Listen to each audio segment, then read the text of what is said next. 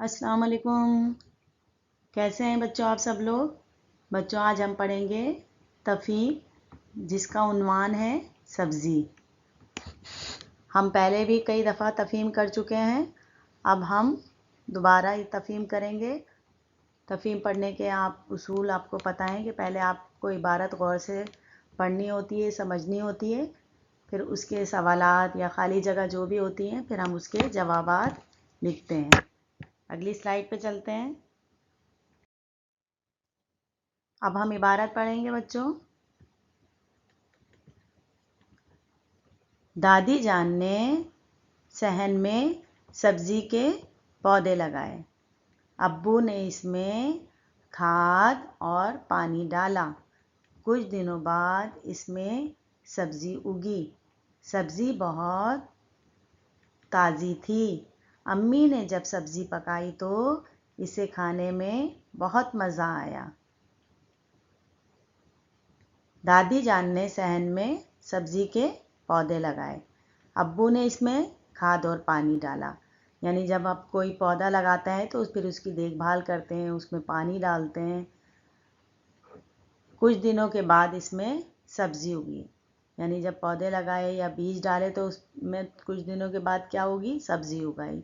सब्जी बहुत ताज़ी थी।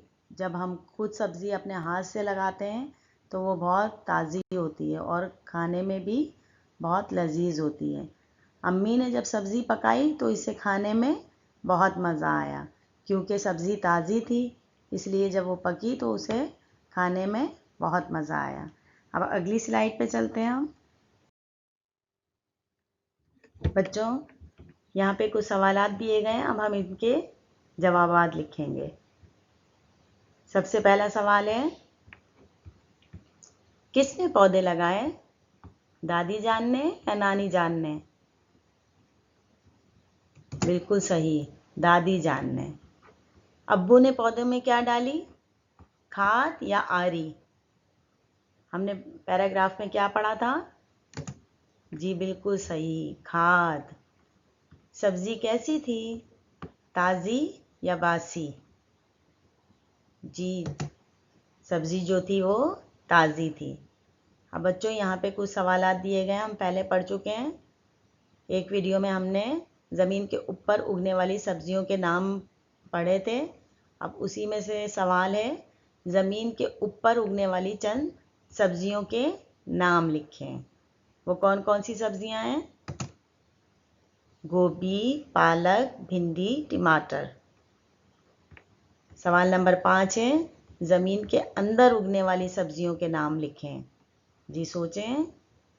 जी आलू, गाजर, मूली, अदरक, ये वो सब्जियां हैं जो ज़मीन के अंदर उगती हैं।